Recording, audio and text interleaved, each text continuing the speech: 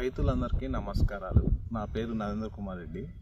నేను ఐసీఎల్ కంపెనీలో రీజనల్ అగ్రానమిస్ట్గా పనిచేస్తున్నాను. మనం ఇవాళ శనగ పంటలో మొదటి పిచికారిగా ఏ మందులు తీసుకుంటే బాగుంటుంది, ముఖ్యంగా సత్వ మందులు ఏది చేసుకుంటే మనకి అధికంగా మొక్క పెరుగుదల వచ్చి వేరు వ్యవస్థ అభివృద్ధి చెందుతుందో ఇవాళ చెప్తున్నాను. మనం ముందుగా చూసుకున్నట్టయితే ఐసీఎల్ వారి స్టార్టర్, దీంట్లో ముందుగా చూసుకున్నట్టయితే 11% నత్రజని, 36% phosphorus, 24% potash plus trace elements అనేటివి ఉండడం జరుగుతుంది. అంటే సూక్ష్మ పోషకాలు అనేవి ఉండడం జరుగుతుంది.